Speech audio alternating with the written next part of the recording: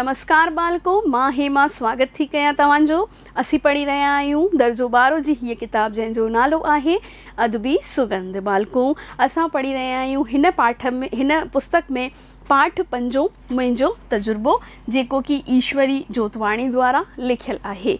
हिन में असां पहिरें भाङे में पढ़ियोसीं गोविंद जे बारे में।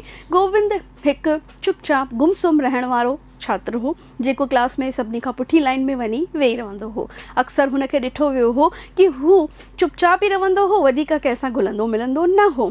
ऐं ईश्वरी जेका हिन पाठ जी लेखिका आहे, सा हुनजी क्लास जी अध्यापिका हुई ऐं ध्यानु बि ॾिनो हुई त ही बालक ईअं छो आहे, पर हू ठाहूको रहंदो हो। ठाहूको मतिलबु हुनजी जेका यूनिफॉर्म हूंदी हुई बिल्कुलु प्रेस थियल साफ़ सुथरो बालक हूंदो हो।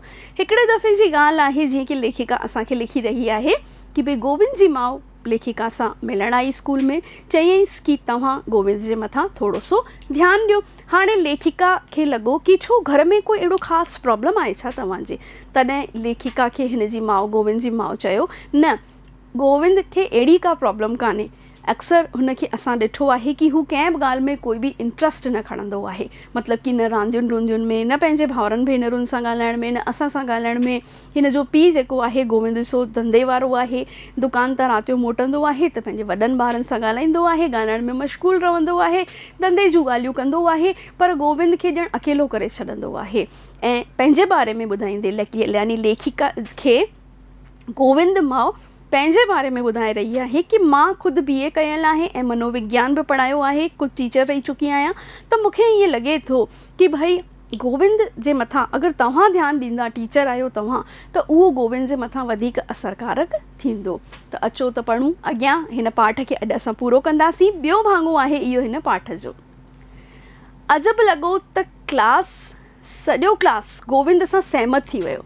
हाणे किथे सहमत थियो हो? तव्हां पहिरियों वारो वीडियो ॾिठो आहे, हुन में छा पढ़ियो हो असां कि भई गोविंद जी क्लास में हिकिड़े छोकिरे चोरी कई त हाणे सॼी क्लास ज़रियूं करणु लॻी, चिल्लाइण लॻी कि भई गोविंद हू छोकिरो जेको आहे हुनखे सज़ा ॾिनी वञे, छाकाणि त अॼु हिकिड़ी चोरी कई अथई, सुभाणे ॿी चोरी कंदो। त लेखिका चयो कि मां तजुर्बो थी करणु चाहियां ऐं गोविंद खे उथारियईं, चयईंसि कि ॿुधाए गोविंद, तूं हिन सां छा करणु घुरिजे। गोविंद पहिरीं त हको बको रहिजी वियो कि भई हेॾी वॾी क्लास में टीचर मूंखे ई छो चयो आहे कि भई मां ॿुधायां। तॾहिं चयईंसि कि मैडम, अगरि असां हिनखे सज़ा ॾींदासीं त उहा हिते ई पूरी थी वेंदी। अगरि इहो छोकिरो सॼी क्लास जे साम्हूं पंहिंजी जेका ग़लती कई आहे, हिन चोरी क़बूल करे थो, त हिनखे माफ़ु कयो वञो। इहो ई हिन जो पश्चाताप थींदो, छाकाणि त ईअं लॻी रहियो आहे कि कंहिं दिक़त जी वजह सां हिन इहा ॻाल्हि कई आहे। तॾहिं सॼी क्लास सहमत थी वई ऐं गोविंद खे शाबास चवणु लॻा, छाकाणि त सभिनी खे गोविंद जो इहो डिसीजन ॾाढो सुठो लॻो कि भई गोविंद अहिड़ो डिसीजन ॿुधायो आहे। गोविंद जे अखियुनि में चमक अची वई। मूं उहा चमक ॾिठी ऐं सम्झमि त तजुर्बे जी ॾाकण ते पहिरियों क़दम चढ़ी आहियां। अहिड़ो ॾाकण यानी कि फर्स्ट स्टेप मां वधाए छॾियो आहे। मां गोविंद ते जेको तजुर्बो करणु चाहियां थी, हुनखे हिकु कामयाबु नगरवासी सिविलियन ठाहिणु मुंहिंजो फ़र्ज़ु आहे, जेको हुनजी माउ मूंखे चई वई आहे, त मां हुन में कामयाबु ज़रूरु थींदमि। हाणे मां गोविंद खां क्लास जा नंढा वॾा कम कराईंदी हुअसि। यानी टीचर ॿुधाए रही आहे, ईश्वरी ॿुधाए रही आहे कि मां जेको आहे पंहिंजी क्लास में जेके बि नंढा वॾा कम थींदा आहिनि उहे सभु गोविंद खां कराईंदी हुअसि। ऐं हुनखे असिस्टेंट मॉनिटर, असांजी बि क्लास में हूंदा ॿार को मॉनिटर, असिस्टेंट मॉनिटर यानी 2 नंबर जो मॉनिटर ठाहे छॾियमि। हुन में ॼण नई जान अची वई। मतिलबु सुठो परिवर्तन, चेंजिस हुन में अचणु लॻा। ज़िंदगीअ में चाह वधणु लॻसि। चाह मतिलबु इंट्रस्ट, रुचि हुनजी वधणु लॻी वई। कंहिंजी? गोविंद जी रुचि वधणु लॻी वई कि भई हुनखे नंढा मोटा कम ॾींदा त लीडरशिप क्वालिटी ईंदी, वरी सक्सेसफुल कामयाबु थींदो उहो इन्हनि में, त ज़रूरु कॉन्फिडेंस वधंदो ई आहे ॿार जो। ऐं इहो ई गोविंद सां बि थियणु लॻो। गोविंद में नयो जान अची वियो। हू अॻियां वधी करे कमु करणु लॻो, छाकाणि त जेके मॉनिटर ऐं असिस्टेंट मॉनिटर हूंदा आहिनि, यानी फर्स्ट मॉनिटर ऐं सेकेंड मॉनिटर क्लास जा हूंदा आहिनि, तिन जे मथां पूरी क्लास जी ज़िम्मेदारी हूंदी आहे। ऐं ईअं ई गोविंद सां बि थियो। हुन में इंट्रस्ट अची वियो कि भई मां इहे कम करे सघां थो। स्कूल जे हर कंहिं प्रोग्राम में उभियुनि खुड़ियुनि ते बीही मदद कंदो हो। उभी खुड़ियुनि ते बीहणु मतिलबु थींदो आहे अलर्ट रही करे हू कमु कंदो हो। ख़बर पियमि त हू रांदियुनि में पिणु बेहद होशियारु आहे। ऐं छोकिरियुनि ताणे छोकिरनि सां हमदर्दीअ सां पेश अची खेनि सही नमूने सां रांदि सेखारण लाइ तयारु कयो वेंदो हो। मुंहिंजो हुन में ॾाढो विश्वास थी वियो। यानी कि धीरे धीरे जीअं पाण ॿार में इंट्रस्ट खणंदा आहियूं, लेखिका बि हिन में इंट्रस्ट खणणु शुरू कयो त लेखिका खे इहा ॻाल्हि पतो पई कि भई गोविंद जेको आहे सुठो खिलाड़ी बि आहे, प्लेयर बि आहे, रांदियुनि में हिन जो इंट्रस्ट आहे, त हू न केवल ख़ुदि रांदि कंदो आहे पर जेके ॿिया खिलाड़ी थींदा आहिनि, ॿिया छोकिरा छोकिरियूं थींदा आहिनि, उन्हनि सां बि हू हमदर्दी रखंदो हो। तंहिं करे ई सभिनी जो प्यारो कुझु ई वक़्त में हू थी वियो, जंहिं विश्वास अॻिते हली इज़त ऐं प्यार जो रूप वरितो। यानी कि मां रिस्पेक्ट करणु लॻी वियमि गोविंद जी। हींअर खेसि का बि दिक़त ईंदी हुई घर में या ॿाहिरि, ऐं न केवल लेखिका हुनखे प्यारु ॾिनो पर गोविंद बि लेखिका खे इज़त ॾियणु लॻी। अगरि गोविंद खे का बि दिक़त ईंदी हुई नंढी या वॾी त हू अची घर में या ॿाहिरि चुपचाप मूं सां हाल ओरींदो हो। हाल ओरणु मतिलबु ख़ुदि दिलि जी ॻाल्हि ॿुधाईंदो हो। कंहिंखे ॿुधाईंदो हो? लेखिका खे। मां संदसि दिलि वठी वेंदी हुअसि ऐं मसइले जो हल ॻोल्हण में मदद कंदी रहियसि। ऐं लेखिका छा कंदी हुई? नंढा वॾा जेके बि हिन जा मसइला आहिनि, जेके बि हिन खे दिक़त ईंदी हुई, उन में हिन जी मदद कंदी हुई। हिकु दफ़े स्कूल जे मैट्रिक क्लास खे पिकनिक ते वठी वियासीं। 30-35 विद्यार्थी ऐं 4 अध्यापक गॾिजी वियासीं। हाणे वरी हिकिड़ो किस्सो जेको आहे लेखिका असांखे ॿुधाए रही आहे कि भई मैट्रिक क्लास जो जेको आहे हली रहियो हो, हुनजी पढ़ाईंदी हुई, पिकनिक ते विया त कोई जॻह डिसाइड कयूं जंहिंमें 30-35 विद्यार्थी स्टूडेंट ऐं हुन में 4 जेके टीचर आहिनि उहे विया।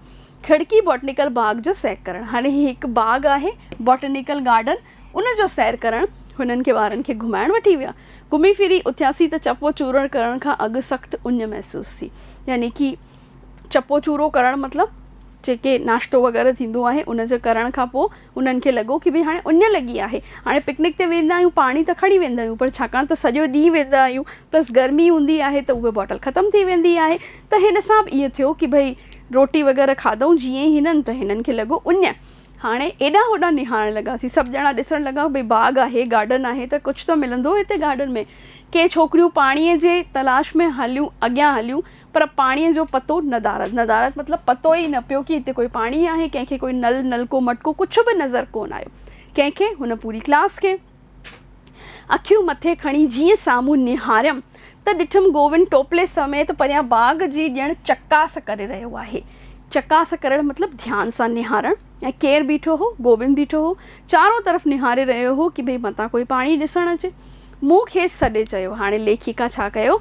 लेखिका सॾु कयो गोविंद खे, चयईंसि कि गोविंद हेॾां अचु, इन ये कोट सूट में तूं त ॼण प्रोफेसर पियो लॻी। यानी कि पिकनिक ते विया हुआ त हू छा कयो हो? कोट सूट पाए करे वियो हो, छाकाणि त हू हमेशह पंहिंजी फिज़िकल अपीयरेंस ते बि ध्यानु ॾींदो हो ऐं सुठीअ तरह रहंदो हो।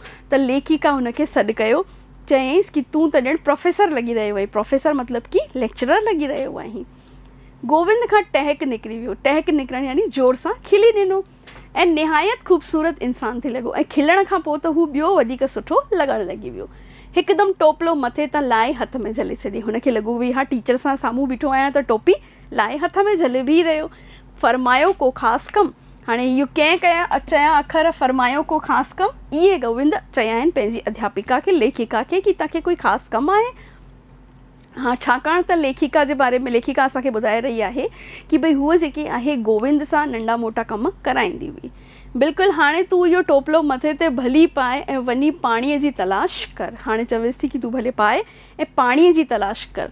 किथे हिन बाग जो माली वेठो हूंदो ऐं पिणु ऑफिस बि हूंदो। हाणे बॉटनिकल गार्डन आहे, फेमस जॻह ते ई ॿारनि खे वठी वञिबो आहे जिते ॿारनि खे कुझु सिखण लाइ मिले। त हिते ज़रूरु पाणी बि हूंदो, कोई चौकीदार हूंदो, कोई मैनेजर हूंदो, ऑफिस कुझु त हूंदो ई हिन गार्डन में। उन्हनि खां पतो कर पाणीअ लाइ। ओके दादी, फ़िक्र न करियो, मां पाणी बिना न मोटंदसि। हाणे हिन गोविंद जेको आहे पूरो आश्वासन ॾिनो, चयईं कि मां वञा थो ऐं पाणी जे बिना कोन मोटंदसि। मूं रड़ करे चयो, ईअं न कर, तूं वापसि ज़रूरु मोटंदे। लेकिन इन खां अॻु हू वॾा वॾा कदम वधाईंदो अॻियां वधी वियो। ऐं गोविंद छा चयो? पंहिंजी टीचर जी आज्ञा खे आज्ञाकारी त हू हो ई, मैनर्स ॿार में हुअणु ज़रूरी आहिनि। तॾहिं ई जेको आहे टीचर बि जेको आहे ॿार ते वधीक ध्यानु ॾींदी। अगरि मैनर्स न हूंदा, बदतमीज़ हूंदो आहे ॿारु, त टीचर बि उनखे कोशिशि न कंदी। पर छाकाणि त गोविंद डिसिप्लिन सुठो ठाहूको ॿारु हो, तंहिं करे ई ईश्वरी जेको आहे हुन जे मथां एक्सपेरिमेंट करे रही हुई ऐं चवे थी कि भई तूं वञ चकास करी पियो त ॻोल्हे या पाणी वञी करे, ऐं हू वियो हली। असीं पाण में इन ई गोविंद जी चर्चा करे रहिया हुआसीं, यानी सभु ॿार बि टीचर्स बीठा हुआ, टीचर्स पाण में ॻाल्हाए रहिया हुआ, त हुन में केतिरो न फेरो अची वियो आहे। फेरो अचणु मतिलबु फ़र्क़ु अची वञणु, चेंजिस अची विया आहिनि। हू त लिकल लाल आहे, लिकल लाल यानी कि हीरो आहे, हुन लाइ का बि ॻाल्हि मुमकिन कान्हे, यानी कि अहिड़ो को बि कमु कान्हे जेको गोविंद लाइ मुमकिन न हुजे या नामुमकिन हुजे। छो लेखिका ईअं चई रही आहे? छाकाणि त लेखिका इहो महसूसु कयो हो कि भई गोविंद बालक सुठो हो ऐं हू जेको आहे टीचर जी हर हिकु ॻाल्हि खे मञंदो हो, तंहिं करे गोविंद खे हूअ नंढा मोटा कमु चवंदी हुई ऐं गोविंद हुननि कमनि खे कंदो बि हो। इन ई ॻाल्हि लाइ गोविंद खे अॼु इहो पाणी आणण जो कमु कयो ऐं सभु टीचर्स पाण में ॻाल्हाए रहिया हुआ कि भई हू त लिकियल हीरो आहे, कीअं न हुन में परिवर्तन आयो आहे। पहिरीं कीअं आख़िरी बेंच में वञी करे वेहंदो हो ऐं हाणे बिल्कुलु लीडरशिप क्वालिटी हुन में अची वई आहे। अटकल अधु कलाक अंदरि, यानी हुनखे अधु कलाकु लॻो। ॾिसूं त पिया गोविंद पाणीअ जो मटको ॿिन्ही हथनि में झले वञंदो पियो अचे। यकदमि ॿ छोकिरा खेसि मदद लाइ अॻियां विया, पर गोविंद हुननि खे मटको खणी न ॾिनो, ख़ुदि अॻियां खणी आयो ऐं कोट जे खीसे मां, कोट जी जेब में ॿ गिलास बि ॾिनई। सभु शागिर्द खेसि वाह वाह करे वराए विया थींदो आहे घेरो पाइणु। हुन नम्रता सां चयो, ऑफिस में वञी मैनेजर सां गॾिजी खेसि विनती करे मां पाणी वठी आयो आहियां। यानी कि हुन ॿुधायो कि भई तव्हां चयो हो मैडम कि हिते गार्डन आहे, बॉटनिकल गार्डन हेॾो वॾो, त ज़रूरु माली मैनेजर ऑफिस कुझु त हूंदो, त मां ऑफिस ॻोल्हियां ऐं हुते जेको मैनेजर हुआ उन खां रिक्वेस्ट कई ऐं पाणी वठी आयो आहियां। यानी हू ईअं न कि भई वियो आहे त हिकु बोतल भरे अचे ऐं 2-3 गिलास वठी अचे, हू पूरो मटको भरे आयो आहे, छाकाणि त सॼी क्लास 30-35 ॿारनि जी उञ हुन मां विसामी वञे। बसि मूंखे त अहिड़ी ख़ुशी जी जो मूं छिके खणी गोविंद खे भाकुर पातो। यानी लेखिका ॾाढी ख़ुशि थी कि मां जेकी क्वालिटीज़ चाहींदी हुअमि हिन में आणणु, उहे हिन में अची वियूं आहिनि। एतिरे में छोकिरा खेसि हंज में खणी वाह गोविंद चई फेरा पाइणु लॻा। मुंहिंजूं अखियूं आलियूं थी वियूं ऐं छा चयो, मुंहिंजो तजुर्बो कामयाबु वियो। लेखिका छा थी चवे? मां जेको तजुर्बो करणु चाहींदी हुअमि, एक्सपेरिमेंट करणु चाहींदी हुअमि, प्रयोग मुंहिंजो कामयाबु थी वियो, सफल थी वियो। हिते मुंहिंजो तजुर्बो पाठ जो जेको शीर्षक आहे उहो रिपीट थी रहियो आहे। त लेखिका ईश्वरी जोतवाणी असांखे हिन पाठ में ॿुधायो गोविंद जे बारे में, जेको लिकल लाल आहे, ख़ुदि जे मथां ज़िम्मेदारी खईं त हुन ज़िम्मेदारीअ खे पूरी ईमानदारी सां पूरो 100% पंहिंजो ॾेई करे हुन जेको आहे हुन कम खे निभायो आहे। त बालको इहो पाठ हिते असांजो अॼु पूरो थियो। मुंहिंजो तजुर्बो 2 भाङनि में विरायो आहे। ॿिन्हिनि वीडियो खे तव्हां सुठी तरह ॾिसंदा तॾहिं ई तव्हांखे पाठ सम्झ में ईंदो। मिलंदासीं 3 भाङे में वीडियो में, जंहिंमें असां हिन जा सुवाल जवाब कंदासीं। तेसीं ताईं नमस्ते।